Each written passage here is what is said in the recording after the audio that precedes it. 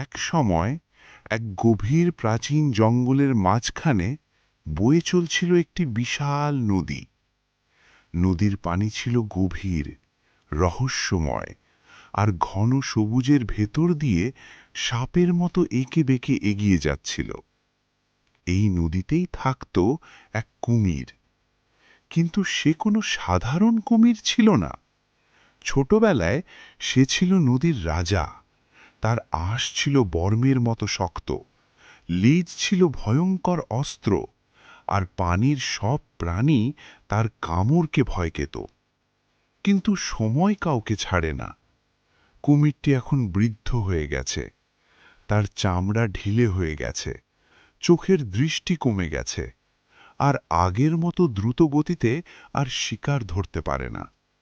বড় মাছ ধরার শক্তি তার আর নেই। সে দুর্বল, ক্লান্ত এবং খুব একা। এক গরম দুপুরে সূর্য নদীর পাড়ে আগুন ঝরাচ্ছিল। বৃদ্ধ কুমিরটি ক্ষুধায় কাতর হয়ে নদীর পাড়ে উঠে এলো।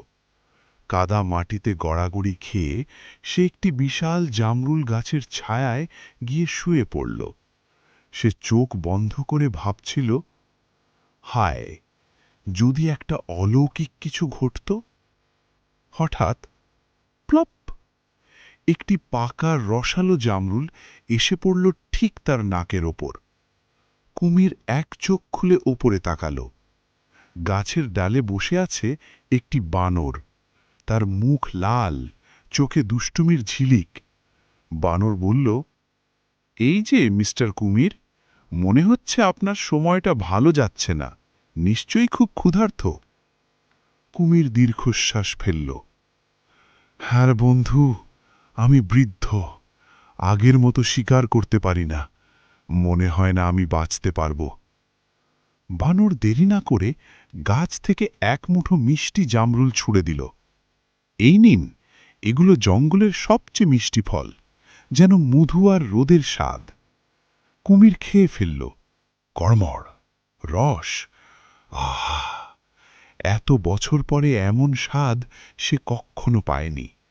সে খুশি হয়ে বলল, ধন্যবাদ ছোট বানর, আজ তুমি আমার জীবন বাঁচালে। সেদিন থেকেই তাদের মধ্যে গড়ে উঠল গভীর বন্ধুত্ব। প্রতিদিন দুপুরে কুমির গাছের কাছে আসত, আর বানর তাকে মিষ্টি ফল খাওয়াত। তারা ঘণ্টার পর ঘণ্টা গল্প করত। বানর বলতো জঙ্গলের খবর, পাখিদের কথা, আর কুমির বলতো নদীর গভীর অন্ধকারের গল্প। তারা একে অপরকে পুরোপুরি বিশ্বাস করত। একদিন কুমির ভাবল, এই ফলগুলো এত মিষ্টি, আমার স্ত্রী কখনো খায়নি, তাকে কিছু নিয়ে যাই। সে কিছু ফল মুখে করে বাড়ি গেল। স্ত্রী খেয়ে অবাক হয়ে বলল, এগুলো তো অসাধারণ, কোথায় পেয়েছ? কুমির গর্ব করে বলল, আমার বন্ধু বানর প্রতিদিন দেয়। কিন্তু কুমিরের স্ত্রী ছিল চালাক, লোভী আর নিষ্ঠুর। সে চোখ শুরু করে ফিসফিস করে বলল, ভাবো তো, বানর প্রতিদিন এত মিষ্টি ফল খায়, তার হৃদয় কত মিষ্টি হবে, নিশ্চয়ই চিনি দিয়ে তৈরি।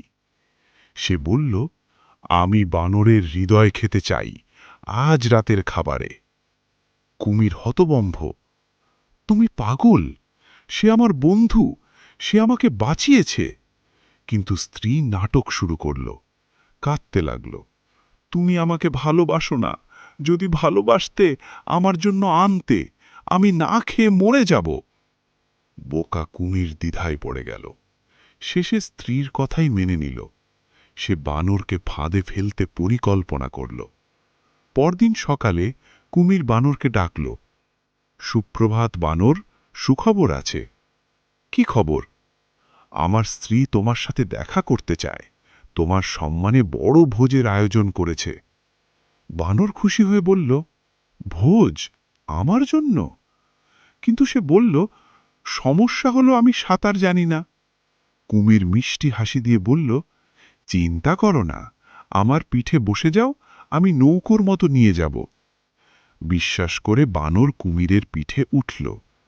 তারা নদীর মাঝখানে পৌঁছল। পানি গভীর আর কালো, হঠাৎ কুমির নিচে ডুবতে লাগল।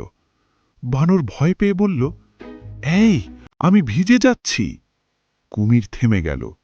তার অপরাধ বোধ চেপে বসেছে। সে কাঁদতে কাঁদতে বলল, বন্ধু, ক্ষমা করো, কোনো ভোজ নেই।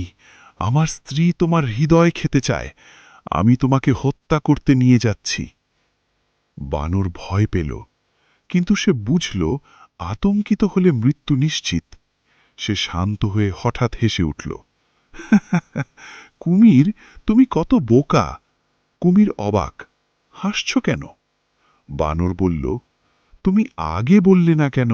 এটা তো বড় সমস্যা। কেন?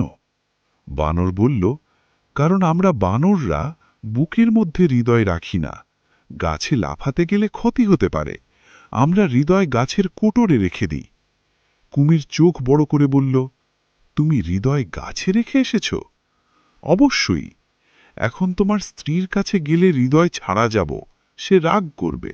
ফিরে চলো, আমি হৃদয় এনে দিই। বোকা কুমির বিশ্বাস করে ফেলল। তাহলে দ্রুত ফিরে যাই। সে ঘুরে নদীর পাড়ে চলে এলো।